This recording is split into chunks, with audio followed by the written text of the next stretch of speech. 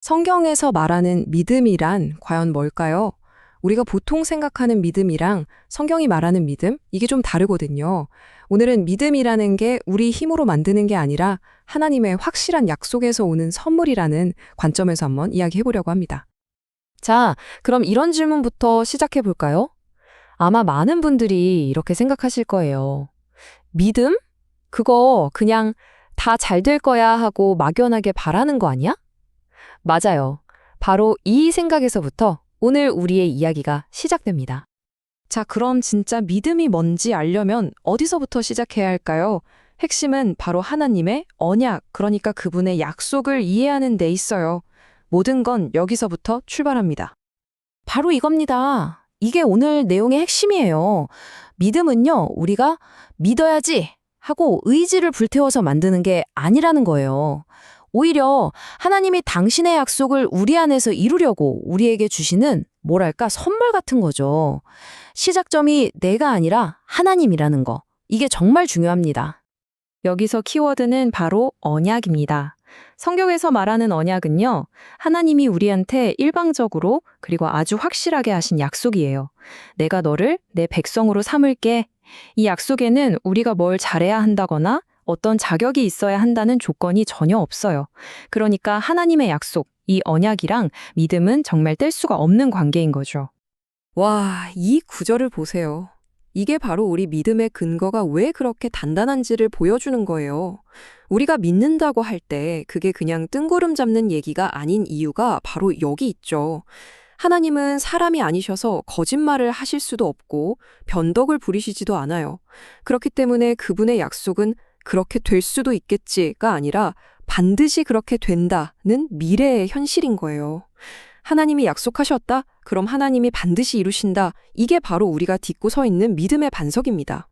자, 그럼 이제 믿음에 대한 가장 유명한 정의죠.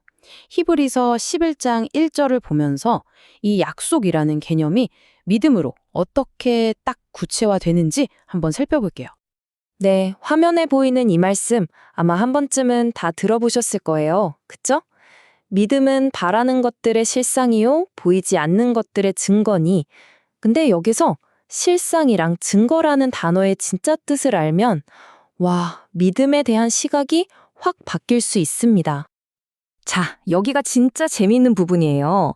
먼저 실상부터 볼게요. 이건 뭐냐면 아직 내 눈에는 안 보여요.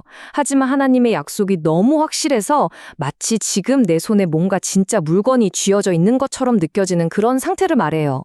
그리고 나중에 그 약속이 딱 이루어지면 그 보이지 않던 게 진짜 현실이 되는 것까지 포함하는 거죠. 그럼 증거는 뭘까요? 이것도 마찬가지예요. 눈에 보이지 않는 약속이 있잖아요.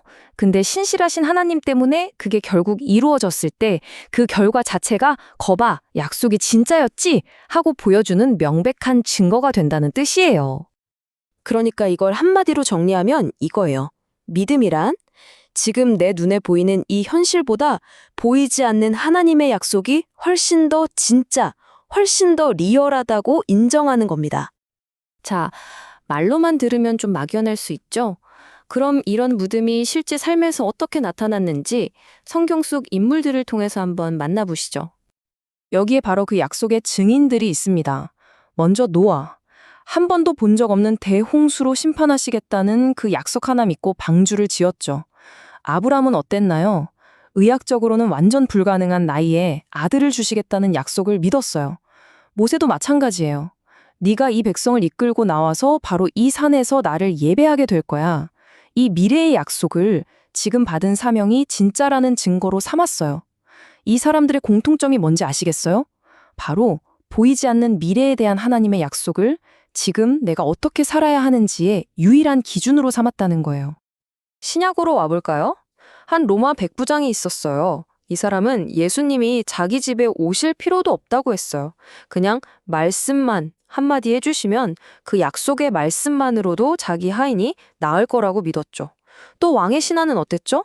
자기 아들이 살아날 거라는 예수님의 말씀을 듣자마자 한치의 의심도 없이 그냥 집으로 돌아갔어요. 이 사람들은 모두 예수님의 말씀 그 자체가 능력이고 곧 성취라는 걸 온전히 믿었던 겁니다. 자, 이제 흩어져 있던 조각들을 하나로 맞춰볼 시간입니다. 하나님의 언약에서부터 시작해서 히브리서의 정의, 그리고 믿음으로 살았던 사람들의 이야기까지 쭉 살펴봤는데요. 이 모든 걸 종합해보면 과연 믿음이란 뭐라고 할 수 있을까요? 네, 결론은 이겁니다. 진짜 믿음은 제발 이게 이루어졌으면 좋겠다 하고 내 소원을 비는 게 아니에요. 그게 아니라 내 소망이 아니라 하나님의 약속 그 자체가 절대적으로 확실하다는 것을 신뢰하는 겁니다. 믿음의 중심에 나가 있는 게 아니라 하나님의 약속이 있는 것. 이게 바로 성경이 말하는 믿음의 진짜 모습입니다. 오늘 이야기 이제 마무리하면서 이 질문을 여러분 한 분 한 분께 드리고 싶어요. 지금 여러분의 삶에서 여러분이 붙들어야 할 하나님의 약속은 무엇인가요?